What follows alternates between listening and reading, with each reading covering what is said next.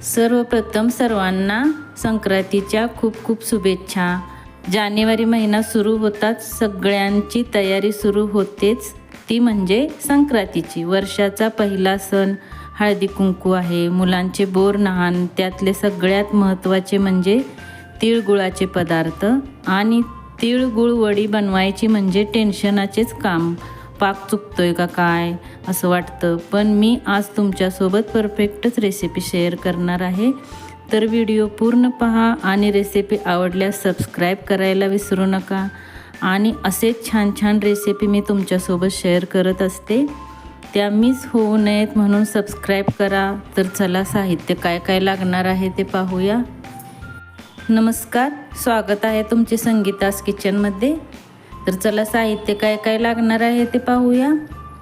इथे मी तीळ 1 वाटी घेतलेले आहेत, सफेद तीळ आहेत। सफेद तीळच घ्यायचे तिळवडीला। आणि पाऊण वाटी गूळ घेतलेला आहे। पाऊण वाटी शेंगदाण्याची कूट घेतलेला आहे। तुम्ही शेंगदाणे घेऊनही भाजून त्याचे कूट बनवू शकता। 2 चमचे तूप लागणार आहे।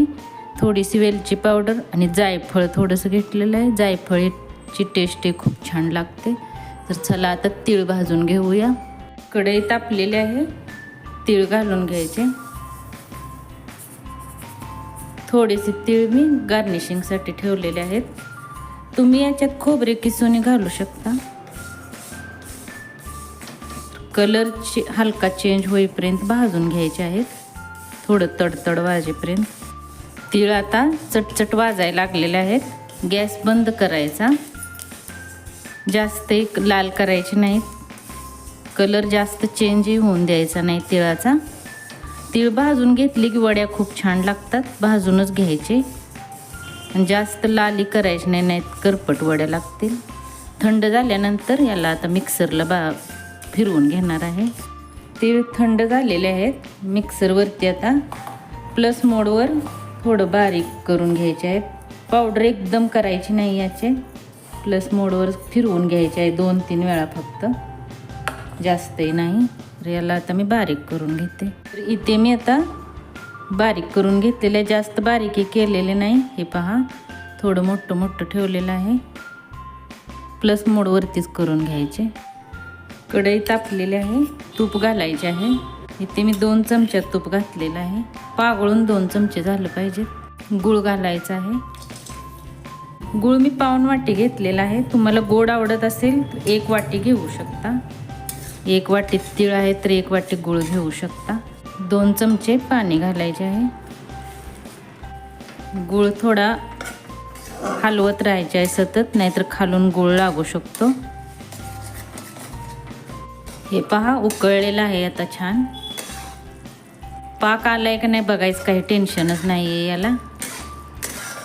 थोडं अजून हे झालं ना 1 मिनिट, बस याच्यात आपण घालून घ्यायचे। हे पहा झालेलं आहे।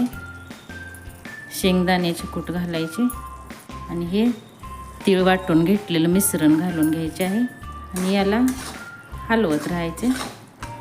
चांगला गोळा तयार होस्तोवर आपल्याला फिरवून घ्यायचं आहे। पाक येण्याचं बघण्याचं काही टेन्शनच नाही आहे याला। हे पहा, असं हलवत राहायचे याला। याच्यात आता वेलची पावडर आणि जायफळची पावडर थोडी घालायची, स्वाद खूप चांगला आहे। तुम्ही गॅस बंद केलेला आहे। अशी वडी एकदम मऊसूत छान बनते। गॅस जास्त उशिरी चालू ठेवायचा नाही।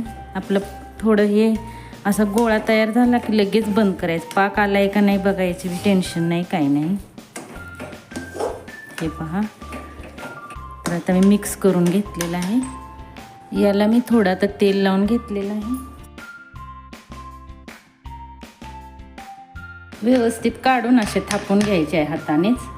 तुम्हाला जेवढी पातळ जड हवी असेल तशी थापून घ्या, किंवा बेलण्याने तुम्ही लाटू शकता। याच्यावरती थोडे तीळ टाकायचे आणि तुम्ही खोबरंही टाकू शकता। मी थोडं खोबरं घेतलेलं आहे। खोबरं असंच किसून घेतलेलं आहे, खोबरं असं व्यवस्थित बसा म्हणून।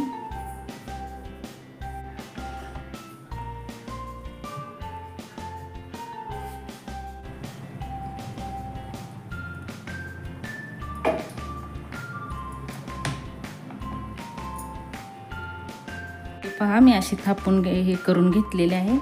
तर याला आता गरम आहे तोवरच आपण वड्या पाडून घेऊया.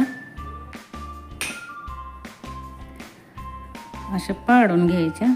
जेवढ्या तुम्हाला मोठ्या बारीक हव्या असतील तशा करून घ्या.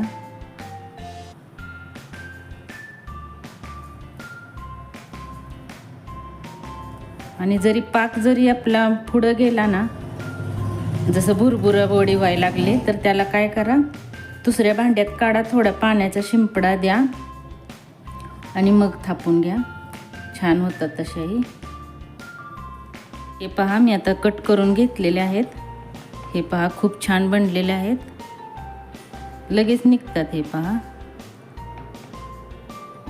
हे पहा, हे पहा. तर आपल्या वड्या तयार झालेल्या आहेत आणि खूपच छान बनतात. एकदम मऊसूत, एकदम छान बनतात.